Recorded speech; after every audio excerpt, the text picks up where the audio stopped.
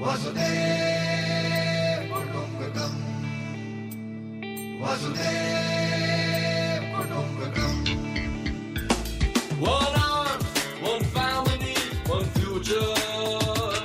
One earth, one family, one future.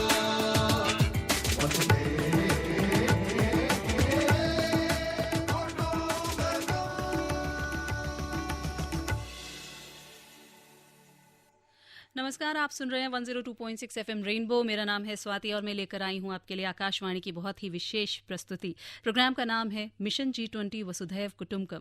जी हां, अब तक आप पहचान चुके हैं इस प्रोग्राम को और खास तौर पर G20 को। G20 जो कि एक विश्व का बहुत ही बड़ा समूह है और भारत के पास उसकी अध्यक्षता है इस साल, और इसीलिए मिशन G20 से जुड़ा ये विशेष कार्यक्रम आप तक पहुंचता है आकाशवाणी के जरिए 102.6 एफएम रेनबो पर, और हम इस प्रोग्राम में आप तक पहुंचाते हैं G20 से जुड़ी अलग अलग जानकारी।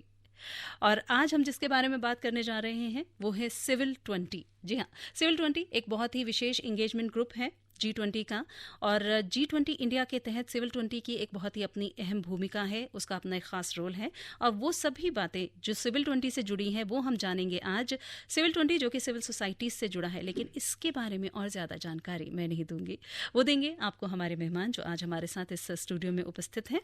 और हमारे साथ हैं सिविल 20 के सू शेरपा यानी कि deputy in charge doctor Swadesh Singh. Doctor Singh, बहुत बहुत स्वागत है आपका। धन्यवाद जी डॉक्टर सिंह, मैं आपसे जानना चाहूंगी कि सिविल 20 हमारे बहुत से श्रोता शायद नहीं जानते हो, तो सिविल 20 एग्जैक्टली है क्या, उसके बारे में हमारे श्रोताओं को बताइए। जी। जैसे कि हम जानते हैं कि भारत के पास 1 दिसंबर 2022 से G20 की अध्यक्षता है। G20 यानी ग्रुप ऑफ 20 यानी दुनिया के 20 सबसे महत्वपूर्ण देश ऐसे कहा जाए जो कि सारे निर्णय लेते हैं। जब सामान्य रूप से किसी और देश में G20 की मीटिंग होती है तो हमारे राष्ट्राध्यक्ष, हमारे प्रधानमंत्री वहाँ पे जाते हैं, अपनी बात रखते हैं। लेकिन चूंकि अब हमारे पास अध्यक्षता आई है तो G20 के बहुत सारे आयाम होते हैं, बहुत सारे इंगेजमेंट ग्रुप्स होते हैं। उसी में से एक इंगेजमेंट ग्रुप है सिविल 20 का। वैसे ही अन्य इंगेजमेंट ग्रुप भी हैं, youth 20, W20, Sai 20, parliament 20, labour 20। तो ये जो इंगेजमेंट ग्रुप्स होते हैं इसमें सरकार के अलावा बहुत सारे सामाजिक संगठन, बहुत सारे अन्य संगठन अलग अलग क्षेत्रों के वो काम करते हैं। और ऐसे 20 करीब मंत्रियों के समूह हैं, वो सीधे तौर पे वर्किंग ग्रुप्स के रूप में काम करते हैं। सिविल 20 उसमें से ही एक इंगेजमेंट ग्रुप्स है जिसमें कि सरकार के विदेश मंत्रालय के साथ कोऑर्डिनेशन तो रहता है, लेकिन कुछ संगठन अपने इनिशिएटिव लेके वो काम करते हैं। भारत की अगर बात करें तो सिविल 20 जो है उसमें इस बार की जो चेयर हैं वो माता अमृतानंद मई जी हैं, और इसके सेक्रेटरिएट का काम, जिससे कि मैं सीधे तौर पे जुड़ा हूँ, इसका इंचार्ज हूँ और डिप्टी इंचार्ज पूरे सिविल 20 का हूँ, वो है रामभाव महालगी प्रबोधि। मुंबई की एक संस्था है जो ट्रेनिंग और कैपेसिटी बिल्डिंग पे काम करती है। और विवेकानंद केंद्र एक संस्था है जो अरुणाचल पे, जिसने सेवा का बहुत काम किया है, अध्यात्म के क्षेत्र में बहुत काम करता है। सत्संग फाउंडेशन है, श्रीएम जी हैं, वो हैं। ऐसे 4 लोगों ने इनिशिएटिव लेके सिविल 20 की शुरुआत की भारत में, और बहुत सारे अलग अलग जो इसके स्टेक होल्डर्स हैं उनसे हमने बात की। और ये जो बात है ये सिविल 20 यानी कि सिविल सोसाइटी 20 यानी कि जो नागरिक समाज होता है। भारत में प्रचलित शब्द है एनजीओ सेक्टर, यानी कि गैर सरकारी क्षेत्र जो संगठन होते हैं उनका अपना एक पर्सपेक्टिव होता है।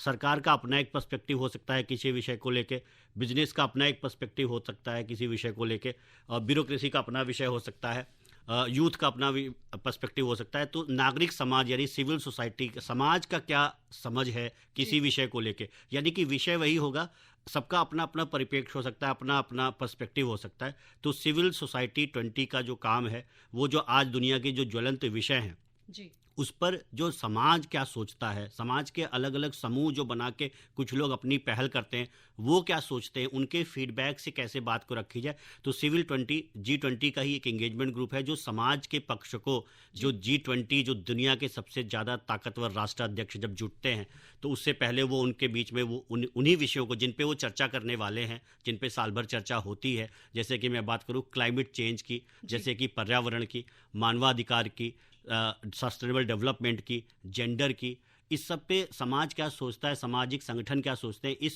इस आधार पे वो अपनी बात रखता है, और इस तरह से सिविल 20 काम करता है। जी, मैं हर बार अपने श्रोताओं को बताती हूँ कि किस तरह से G20 में जुड़े जितने भी मुद्दों पे चर्चा होती है और जितने भी विषय जो हैं इसमें उठाए जा रहे हैं वो आपसे और मुझसे डायरेक्टली जुड़े हुए हैं कहीं ना कहीं, लेकिन किन मुद्दों से हमें जुड़ना चाहिए, किन मुद्दों में हमारी सक्रिय भूमिका है, इन सभी चीज़ों से जो कहते हैं ना, जब हमारे रोल की बात आती है तो हमारी भूमिका क्या है, हमारी भूमिका एक समाज होने के नाते, एक सामाजिक जीव होने के नाते क्या है, इस सब से जुड़ा हुआ है ये सिविल 20, जिसके बारे में आज हम जानकारी ले रहे हैं डॉक्टर सुदेश सिंह से, जो है सू शेरपा यानी डेप्यूटी इंचार्ज ऑफ सिविल 20, और इनसे बहुत सी जानकारी आज हमें काम की जो है वो मिलने वाली है हमारे आज के इस प्रोग्राम में। 102.6 FM रेनबो पे आप सुन रहे हैं मिशन G20 वसुधैव कुटुंबकम, one earth one family one future. Doctor Singh, मैं आपसे जानना चाहूंगी कि सिविल 20 का ये जो ग्रुप है इंडिया का, इसका ऑर्गेनाइजेशन और इसकी वर्किंग जो है, आखिर किस सोच के साथ आपने शुरुआत की है? भारत, जैसा कि आपने बिल्कुल ठीक ही कहा कि हमारी भूमिका क्या हो, तो सबसे पहले कि जो प्रथम पुरुषीय विचार जिसे कहते हैं कि आदमी अपने से क्या सोचता है, तो हमने भी भारत को अगर देखिए आप, तो हजारों साल से भारत एक समाज केंद्रित व्यवस्था रहा है, बहुत विकेंद्रीकृत और समाज केंद्रित, जहाँ परिवार एक बहुत ही महत्वपूर्ण इंस्टीट्यूशन रहा है। राज्य से पहले भी समाज बहुत ताकतवर हुआ करता था, उस समाज की ताकत से ही ये देश, ये समाज, ये हजारों साल से ऐसे ही विद्यमान है, इसीलिए इसको सनातन संस्कृति भी कहते हैं। तो ये समाज की ताकत के कारण जब ऐसा हुआ, तो ऐसे में जब भारत में सिविल 20 हो रहा है तो हमारी जिम्मेदारी कुछ बढ़ जाती है। तो हमने जो विषय भी लिया है, तो इस हमारे सिविल 20 का जो टैगलाइन है, पंचलाइन है, वो है यू आर द लाइट, यानी कि आप अपना प्रकाश स्वयं है, आपको अपना रास्ता स्वयं बनाना है, जैसा कि समाज अपना रास्ता स्वयं बनाता है। उसको कोई किसी नेता और किसी की जरूरत नहीं होती, हर व्यक्ति, हर समाज का हर हिस्सा वो खुद से अपना काम करता है। तो इस प्रकार से हमने यू आर द लाइट की थीम के साथ, यू आर द लाइट की पंचलाइन और लोगों के साथ अपना काम शुरू किया जी। करीब नवंबर में। अब भारत से पहले अध्यक्षता इंडोनेशिया के पास थी, हम जानते हैं G20 की, उनसे हमारा सेक्रेटरिएट ट्रांसफ़र हुआ नवंबर में, और अगली जो अध्यक्षता है वो जाने वाली है ब्राज़ील की। तो इंडोनेशिया और ब्राज़ील के लोगों को हमने साथ लिया, क्योंकि प्रिंसिपल है उसमें कॉन्टिन्यूटी प्रिंसिपल। 2019 में जापान में जब G20 हुआ, तो वहाँ एक ओसाका प्रिंसिपल ऐसा करके कुछ सिद्धांत निकाले गए, क्योंकि G20 का कोई परमानेंट सेक्रेटरिएट नहीं होता। तो परमानेंट कोई सचिवालय नहीं होने के नाते जिस देश के पास भी अध्यक्षता जाती है, तो उसको कुछ इसके नियम कानून है जो पालन करने पड़ते हैं, तो उसको कंटिन्यूटी कहा जाता है। तो उसमें हमने, जैसे कि आपको अपनी टीम बनानी पड़ती है, तो हमने एक स्टीयरिंग कमेटी का गठन किया, जिसमें G20 के जो देश हैं, इंडोनेशिया, ब्राज़ील, US, यूरोप, सभी जगह से हमने इसके सदस्य लिए। इसकी एक इंटरनेशनल एडवाइजरी कमेटी बनाई, उसमें हमने G20 देशों के सदस्य लिए, जैसे उनको सारी बातें पीछे जो हमने जहाँ तक जो सिविल 20 की बहस आई थी और जो आगे जाने वाली है, उसमें एक कंटिन्यूटी रहे। इसके साथ साथ हमने वर्किंग ग्रुप बनाए। वर्किंग ग्रुप जो है वो सबसे महत्वपूर्ण कड़ी होते हैं सिविल 20 के, क्योंकि वर्किंग ग्रुप जो होते हैं वो किसी विशेष थीम पर काम करते हैं। तो वो थीम कौन से हों, भारत अगर अध्यक्ष बन रहा है तो वो थीम कौन से होने चाहिए, बिल्कुल। यानी कि कुछ जो हमें ओसाका के नाते कुछ विषय हैं जिन पे काम करना है, जो विश्व के शाश्वत विषय हैं, जैसे human rights, gender, sustainable development, environment. लेकिन इसके अलावा जब भारत में अध्यक्षता थी, भारत जो है कि समाज केंद्रित व्यवस्था रहा है, तो हमने सोचा कुछ हमारे ऐसे विषय भी होने चाहिए जो विश्व सभ्यता को हमारी तरफ से योगदान हो। जब ये पूरे वर्ष ही जब विमर्श चले, तो उसमें जब पूरा निकल के जो अमृत निकल के आए, जो विमर्श निकल के आए, जो पॉलिसी पैक जिसे कहते हैं C20 की भाषा में, जो कि हमारा जुलाई में होगी, उससे निकालेंगे, उसमें कुछ भारत की तरफ से योगदान हो। तो हमने जब एक 14 विषय करीब बनाए, तो उसमें हमने ऐसे विषय भी लिए जो भारत का विश्व सभ्यता को एक बड़ा योगदान हो सकते हैं, जैसे कि सेवा, जैसा कि अभी आप कह रही थी, वॉलंटियरिज्म की बात कर रही थी, सेल्फलेस सर्विस की बात कर रही थी, तो ये फिलैंथ्रोपी से बहुत ही अलग प्रकार का विचार है सेवा। ये भारत से निकला हुआ विचार है, सेंस ऑफ सर्विस, यानी कि राजा शिवी की कहानी आपने सुनी होगी, और ऐसे बहुत से ऐसे भारत में हजारों सालों में बहुत से ऐसे लोग हुए जो सेवा के माध्यम से समाज के बीच में काम करते हैं, और उन्होंने कभी अपने को आगे नहीं रखा, प्रसिद्धि परान्मुक्ता, यानी कि पीछे रह के समाज के लिए लगातार काम करते रहे, सेवा करते रहे, सेवा का विचार है। अभी आजकल एक बात हो रही है कॉन्फ्लिक्ट रेजोल्यूशन की दुनिया में, यानी कि कॉन्फ्लिक्ट पहले हो जाए तो उसके रेजोल्यूशन की बात हो, समाधान की बात हो। हम लोगों ने प्रयास किया कि नहीं, कॉन्फ्लिक्ट अवॉइडेंस, यानी कॉन्फ्लिक्ट हो ही ना जब वो बहुत छोटे स्तर पे हो। इसलिए हमने अपना एक वर्किंग थीम ही लिया है वर्किंग ग्रुप का, वसुधैव कुटुंबकम, जो कि हमारी टैगलाइन भी हमारे प्रधानमंत्री जी ने रखी है कि one world, one family, one future. तो अगर एक परिवार की तरह हम सोचना शुरू कर दे, पूरा विश्व एक परिवार की तरह सोचना शुरू, परिवार में छोटे मोटे झगड़े टंटे होते हैं, लेकिन उसके बाद फिर से सब साथ आ जाते हैं, हमने अपने गाँवों में देखा है। तो हमने वसुधैव कुटुंबकम का एक विषय लिया है। उसी प्रकार से डाइवर्सिटी, म्यूचुअल रेस्पेक्ट और इंक्लूजन, हमने एक ऐसा विषय लिया है कि समाज में विविधता है, लेकिन भारत में विविधता जो है उसके बाद एक फंडामेंटल यूनिटी है। तो उस फंडामेंटल यूनिटी को, एक एकता को समझा जाए और उस विविधता की का भी पूरा सम्मान हो और लोगों को इंक्लूड करने का भाव हो। ये तो हमने ये भी एक विषय रखा है। तो जहाँ अंतर्राष्ट्रीय स्तर पे जो डिबेट्स है, जो विमर्श है, उस तरह के विषय हमने लिए हैं। साथ साथ भारत से निकलने वाले ऐसे विषय भी हमने लिए हैं। तो उन दोनों का एक अच्छा समन्वय बना के, और जो इन अंतर्राष्ट्रीय जो विषय हैं, ह्यूमन राइट्स का लंबे समय से चल रहा है, जेंडर का विषय चल रहा है, इन्वायरमेंट का विषय चल रहा है, तो इसमें हमने उसमें भारतीय जो परिप्रेक्ष्य, इंडियन पर्सपेक्टिव है, जो कि अपने आप में हजारों साल से एक टेस्टेड पर्सपेक्टिव है, उसको लेने का भी हमने कोशिश की है। और जब हमारा पॉलिसी पैक बन के तैयार होगा और जिसको हम रिलीज करेंगे 30-31 जुलाई को, भारत सरकार के किसी प्रतिनिधि को बुला के उनको हम देंगे कि ये विषय भी G20 की जो पूरी बहस है, पूरे जो पॉलिसी पैक्स हैं उसमें शामिल हो, तो जरूर उसमें शामिल हो। तो ऐसा हम पूरा कुछ करने वाले हैं। इंडिया का बहुत ही यूनिक कंट्रीब्यूशन है, और खासतौर पे जब समाज की बात आती है तो हमारा जो सामाजिक ढांचा है, जिसमें हम परिवार को इकाई मानते हैं, इंडिविजुअल को नहीं मानते हैं, तो ऐसे में जब हम परिवार की बात करते हैं, और अब तो जब हम बात कर रहे हैं कि पूरा का पूरा जो धरती है, पूरा का पूरा जो ग्लोब है, वही हमारा परिवार है, वसुधैव कुटुंबकम, तो ऐसे में डेफिनेटली सिविल 20 की जो भूमिका है वो और भी ज़्यादा अहम हो जाती है। और अब मैं आप सभी को सुनवाना चाहती हूँ कि हमारे जो प्रेसिडेंट हैं Indian council of cultural relations के, विनय सहस्त्रबुद्धे जी, उन्होंने किस तरह से भारत की यूनिक कंट्रीब्यूशन की जो है वो चर्चा की है। आइए सुनते हैं। Basically, India has always been a part of the solutions and not part of the problems globally. Civil society, which also underscores the autonomy of the society, that we will not remain entirely on the government. People themselves also can do a lot many things. That has been the fundamental thinking in India. For example, let's take the International Year of the Millet. That is India's solution for every kind of food-related issues, right from hunger to food crisis to crisis faced by several of our farmer community for that matter. So likewise, or yoga, that is India's solution for the health-related and lifestyle-related issues. India has always been a part of the solutions, and definitely solutions बहुत हैं हमारे पास, और solutions जो है वो दुनिया को हम प्रेजेंट कर रहे हैं। अभी आपने सुना विनय सहस्त्रबुद्धे जी को, जो प्रेसिडेंट है Indian council of cultural relations के। बात हो रही है G20 और G20 के तहत सिविल 20 की। तो सिविल 20 की भूमिका के ऊपर हम बहुत सी जानकारी ले रहे हैं। हमारे साथ हैं डॉक्टर सुदेश सिंह। सुन रहे हैं आप मिशन G20 वसुधैव कुटुंबकम 102.6 FM रेनबो पे। और जब G20 की बात करते हैं तो उसके अलग अलग इंगेजमेंट ग्रुप्स जो हैं और अलग अलग डायमेंशंस, किस तरह से ये ग्लोबल पॉलिसीज पे असर डालता है, किस तरह से वो पॉलिसीज अंत में आपकी और मेरी जिंदगी को प्रभावित करती हैं, ये सभी समझते हैं हम, और ये सभी से जुड़ी जानकारी हम लेते हैं हमारे इस प्रोग्राम में। और हर बार हम आपकी मुलाकात कराते हैं एक नए मेहमान से, और आज हमारे साथ सिविल 20 के बारे में बात करने के लिए स्टूडियो में उपस्थित हैं डॉक्टर सुदेश सिंह, जो कि सुशेरपा हैं सिविल 20 के, और इनसे हम लोग ले रहे हैं जानकारी। और डॉक्टर सिंह, मैं आपसे जानना चाहूँगी कि हर इंगेजमेंट ग्रुप की अपनी मुश्किलात होती है, उनके अपने चैलेंजेस होते हैं, तो किन चैलेंजेस से आप डील कर रहे हैं, और उससे डील करने में आपके आगे क्या चैलेंजेस हैं, उसके बारे में हमारे श्रोताओं को बताइए। जी, जैसे कि मैंने बताया कि इसका कोई परमानेंट सेक्रेटरियाट नहीं होता, जैसे कि और अंतर्राष्ट्रीय संगठनों का होता है, तो G20 का कोई परमानेंट सेक्रेटरियाट, सचिवालय नहीं है। तो सचिवालय का ट्रांसफ़र एक बड़ा काम होता है, क्योंकि इंडोनेशिया का काम करने का तरीका अलग होगा। उससे पहले इटली के पास अध्यक्षता थी, उनका काम करने का तरीका अलग था। उससे पहले सऊदी अरब के पास थी अध्यक्षता, उनका काम करने का तरीका अलग था। तो उन सब लोगों को एक बोर्ड पिलाना वो एक बड़ी चुनौती थी, जिसे हमने समझा, लोगों के साथ लगातार बैठकें की। उसमें अंतर्राष्ट्रीय समूह, अंतर्राष्ट्रीय NGO के सदस्य थे, उनके साथ हम लोग बैठे, समझे वो किन विषयों पे काम करना चाहते हैं। भारत एक बहुत ही यूनिकली पोजीशन्ड सिविलाइजेशन है, सिर्फ देश ही नहीं सिविलाइजेशन है, तो उसके पास बताने को बहुत कुछ है, और वहाँ पे पहले से बहुत सारी डिबेट चल रही हैं। तो उसके बीच में हम लोगों की चर्चा हुई। फिर भारत से कौन से विषय लिए जाएं, ये एक बहुत बड़ी चुनौती थी। भारत अपने आप में एक महादेश है, तो इस पे ये हुआ कि किन विषयों पे चर्चा की जाए। तो उसके लिए हम लोगों ने ऑनलाइन ऑफलाइन कंसल्टेशंस की, कम से कम 1000 NGO से फीडबैक लिया कि किन विषयों को प्राथमिकता के आधार पे रखना चाहते हैं। उसके आधार पे हमने फिर ये 14-15 विषय निकाले कि जो हमारे विषय हैं।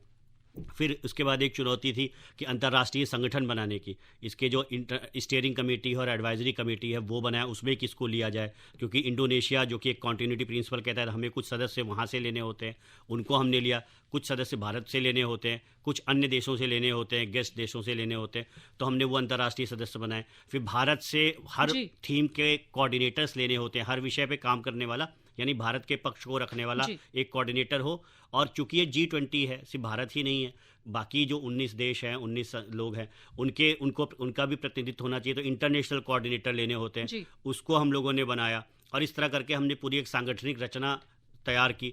अब सब अपने अपने देशों में बैठे हुए हैं, रोज रोज मीटिंग करने नहीं आ सकते, जी बिल्कुल। तो कैसे होगा? तो फिर हमने ऑनलाइन मीटिंग्स की और फिर उसका इनॉग्रल हमने सबमिट किया और फाइनली इंसेप्शन सबमिट नागपुर को हमने ऐसा 20, 21, 22 मार्च को किया, जहां पे आके हमारे स्टीयरिंग कमेटी के सदस्य को, इंटरनेशनल एडवाइजरी कमेटी के सदस्य को बहुत ही अच्छा लगा, बहुत ही ग्रांड वेलकम हमने उनका वहाँ पे किया और वो हम लोग 3 दिन साथ में रहे, एक दूसरे को समझने की कोशिश की। देखिए G20 को समझने के लिए एक बहुत ही बड़ी बात है, वो है कि G20 में अभी बहुत ही विकसित देश भी हैं, G7 के देश भी हैं और विकासशील देश भी हैं, भारत, मैक्सिको, साउथ अफ्रीका, ऐसे देश भी हैं। प्रधानमंत्री मोदी जी के नेतृत्व में एक जो बहुत बड़ा एक जो हम कहें कि एक कंट्रीब्यूशन होने वाला है और हो रहा है, वो है कंसेंसस का, कि एक आम सहमति बन जाए, क्योंकि ऐसे बहुत सारे विषय हैं जिन पे ऐसी आम सहमति बनती पहले दिखाई नहीं पड़ती है। इसलिए आप कभी G20 के शेरपा को भी सुनेंगे, अमिताभ कांत जी को, तो वो कंसेंसस पे बहुत हमारा एक दबाव है कि हम कुछ विषयों पे, क्योंकि जब मानव सभ्यता है वो सब के सब कुछ ऐसे मुद्दे हैं जिनसे सभी लोग झेल रहे हैं। आपने देखा आज 42 डिग्री टेम्परेचर है 17-18 अप्रैल को, और ऐसे चाहे वो क्लाइमेट चेंज की बात हो, चाहे ह्यूमन राइट्स वायलेशन की बात हो, चाहे न्यूट्रिशन की बात हो, चाहे एनवायरनमेंट की बात हो, इस सब पे हम लोग चाह रहे हैं कि एक कुछ भारत अपनी तरफ से कुछ एक नई बातें दुनिया को बता पाए और जिन पे और उनकी भी बातों को समझ पाए और एक अंतर्राष्ट्रीय स्तर पे एक सहमति बन जाए। तो यानी कि जब हमारे G20 की समिट हो या C20 की समिट हो, तो एक हम आम सहमति की ओर से, कंसेंसस की ओर से बढ़ पाएँ। इस पे बहुत ज़्यादा काम C20 में भी हो रहा है, G20 में भी हो रहा है। हम लोग भी C20 में जो हमने विषय लिए, उनको समझाया कि सेवा का विचार हमारा क्या है, वसुधैव कुटुंबकम का विचार हमारा क्या है। हम जब बात करते हैं वॉलंटियरिज्म की, सेल्फलेस सर्विस की, तो हम उसे कैसे सोचते हैं, ये बताने में हम अपने कम से कम जो हमने संगठन में जो हमारा सांगठनिक ढांचा है, steering committee, international advisory committee और वर्किंग ग्रुप कोऑर्डिनेटर्स, उन्हें बताने में, जो विदेश के हैं उनको बताने में हम सफल हुए हैं। वो भी विषय समझ रहे हैं और वो जिन विषयों पे लगातार काम कर रहे हैं एनजीओ के सेक्टर के होने के नाते, उसे हम समझने की कोशिश कर रहे हैं। तो ये म्यूचुअल है और इस सब से हम लोग सारी चीज़ों को समझते हुए आगे बढ़ रहे हैं और एक सहमति के साथ क्या कहते हैं काम को आगे बढ़ा रहे हैं। आपने बताया कि कितना हार्ड वर्क है, जो कि कितनी मेहनत है, जो कि पर्दे के पीछे रहती है, किसी के आगे नहीं आती है। और एक चीज़ और मैं आपसे जानना चाहती हूँ कि हमने बहुत सारे ग्रुप्स के ऊपर चर्चा की है, बहुत सारे एंगेजमेंट ग्रुप्स की वर्किंग को भी जाना है, लेकिन सिविल सोसाइटी एक ऐसा मुद्दा है जो मुझे नहीं लगता कि कोई भी मुद्दे से अछूता रह सकता है। इसका स्कोप जो है वो बहुत ही ज़्यादा वाइड है। तो ऐसे में पहले तो आपने बताया कि कितनी मेहनत की गई है डेलीगेट्स को चुनने में, किस तरह से पूरा ढांचा बनाने में इतनी, उसके बाद आपने विषयों को चुना है। एक तो आपको जो लेगेसी पिछले अध्यक्ष से प्राप्त हुई है उसे भी आपने आगे ले जाना है और साथ में अपना खुद का यूनिक कंट्रीब्यूशन जो है इंडिया का वो भी देना है। तो ऐसे में जब ये मीटिंग्स आपकी जो शुरुआत हो चुकी है सिविल 20 की, तो कितना मुश्किल लग रहा है कि सभी लोगों को, क्योंकि हर देश का सामाजिक ढांचा भी फ़र्क होता है, तो ऐसे में सामाजिक व्यवस्था भारत की आप पहुंचाना चाहते हैं, उसकी अच्छाई, जितनी भी अच्छी चीज़ें हैं वो आप चाहते हैं कि दुनिया तक पहुंचे, ताकि दुनिया में एक सार हो सके, दुनिया एक दूसरे से अच्छी चीज़ें सीख सके, विचार विमर्श हो सके। तो कितना मुश्किल लग रहा है ऐसे में? देखिए, कुछ मुश्किलात तो आई थी, लेकिन बहुत सारा काम मैं कहूँ सीधे तौर पे कि प्रधानमंत्री नरेंद्र मोदी जी ने जब 8 नवंबर को लोगो लॉन्च किया तो उससे बहुत सारी चीज़ें सुलझ गई। कहेंगे कैसे? तो जब उन्होंने वसुधैव कुटुंबकम का जो स्लोगन दिया, जो लोगो, जो पंचलाइन दी, 1 अर्थ 1 फैमिली 1 फ्यूचर की बात कही, तो बिल्कुल लाइन क्लियर कर दी कि दरअसल भारत कैसा सोचना चाहता है, कि विश्व को एक परिवार मान लिया, हमारा भविष्य एक है, अगर हम डूबेंगे तो साथ डूबेंगे, हम आगे बढ़ेंगे तो साथ बढ़ेंगे। तो ये एक दुनिया है, एक दुनिया क्या है, एक परिवार है और इसका एक ही भविष्य है। तो हम सब लोगों को सारी समस्याएं, वो समस्या कोई छोटी सी समस्या हो सकती है और कोई बहुत बड़ी समस्या हो सकती है। आज जो समस्या छोटी लगती है, 30 साल बाद वो बहुत बड़ी हो सकती है। 30 साल पहले आप अगर पर्यावरण पे इतनी चर्चा करती तो लोग मजाक उड़ाते कि कैसी बातें कर रहे हैं, लेकिन आज की तारीख में, अभी जैसे प्रधानमंत्री जी ने 1 वर्ष पहले एक कॉन्सेप्ट दिया लाइफ का, लाइफस्टाइल फॉर एनवायरनमेंट। दुनिया में, पूरी दुनिया में चर्चा है क्लाइमेट चेंज की, ओजोन की, और बहुत बड़ी बड़ी बहसें हो रही है।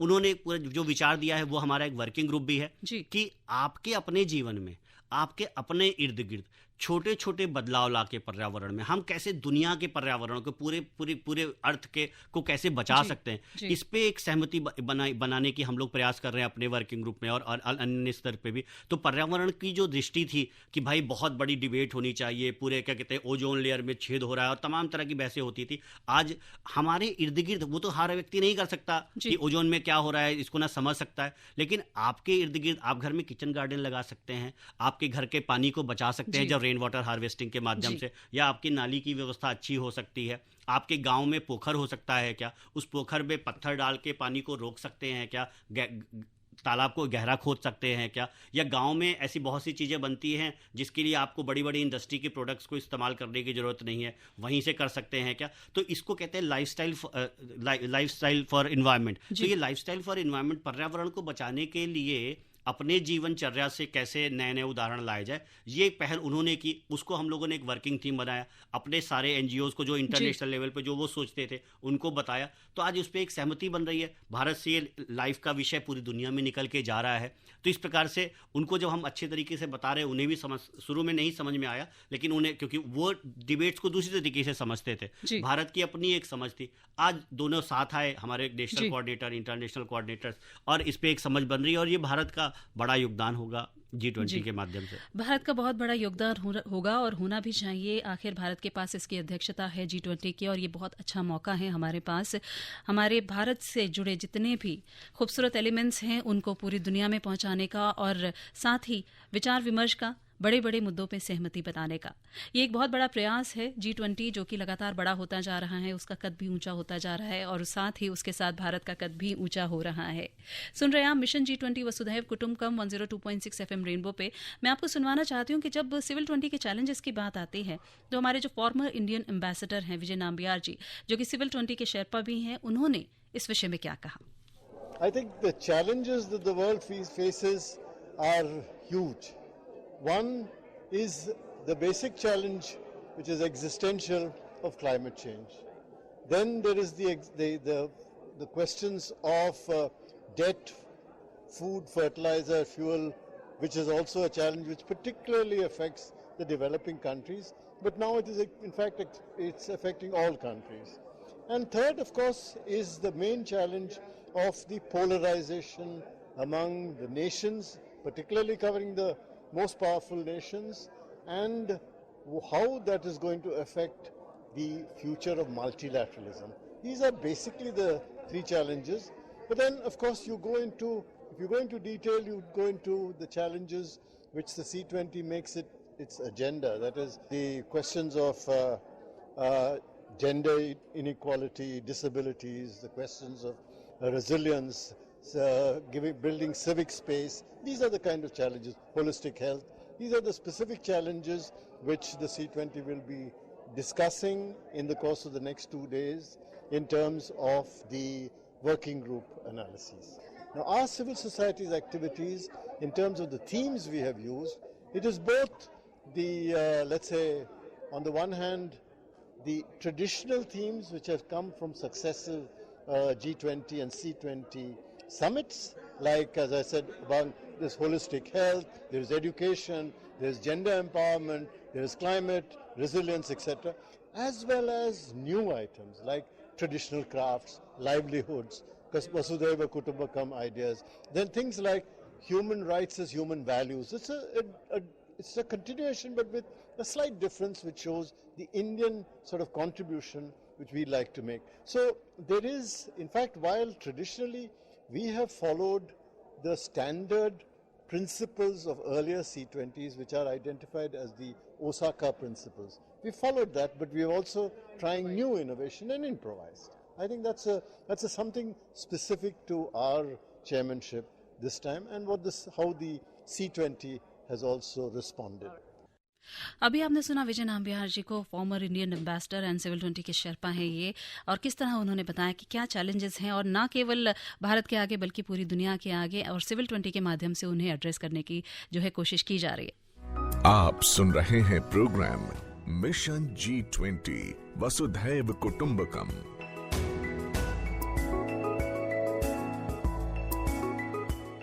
निशा आ गई हैं लेकर हमारे लिए इस हफ्ते की अपडेट्स। आइए जानते हैं कि निशा के पास लेटेस्ट न्यूज़ क्या है।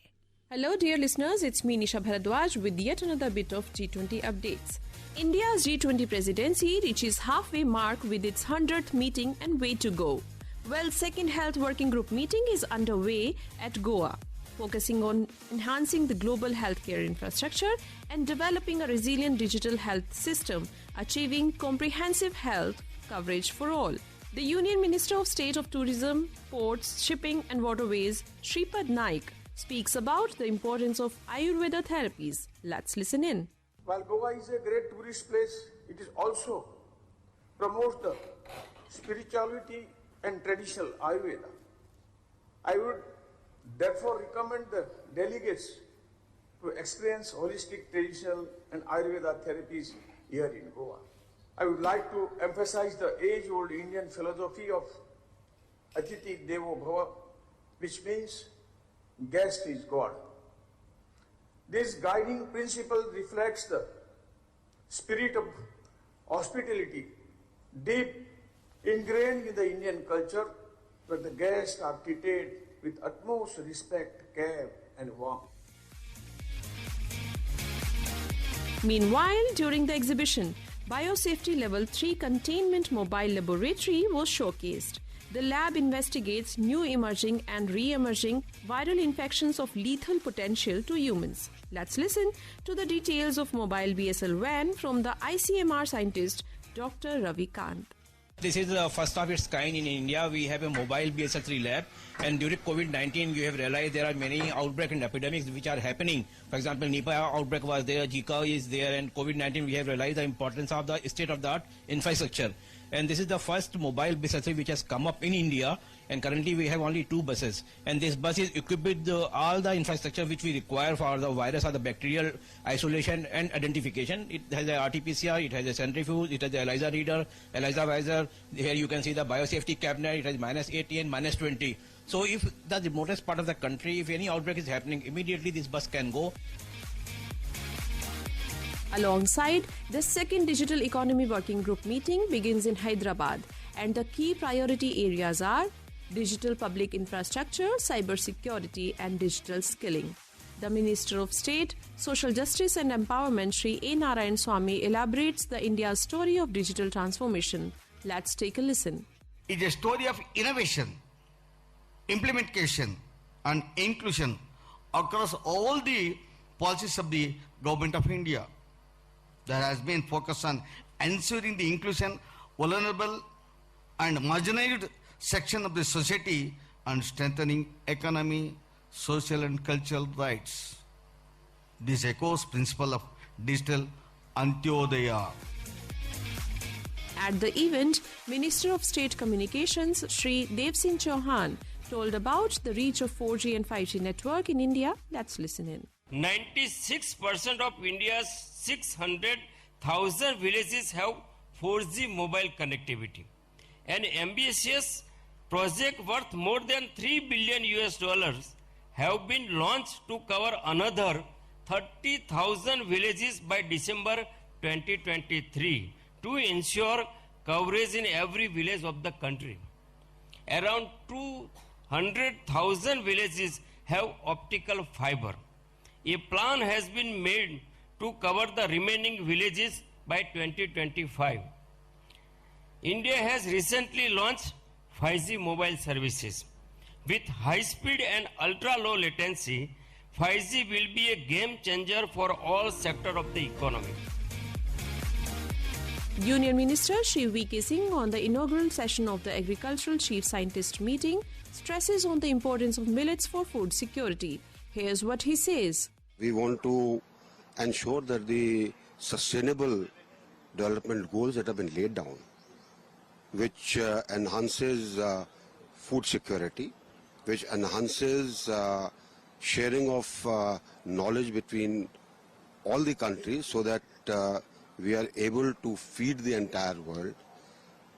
Discussions will be centered around that and as to how we can improve things. How can we create better food chains which will help our small farmers? What is it that needs to be shared between the countries where the benefit can pass on to everybody? What are the trade barriers that have come in?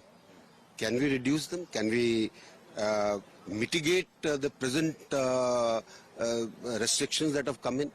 I think all these will come into play. 130 countries grow millets of various types. Our aim is to harness our knowledge and pass on to others. And the benefits of each one of them is different.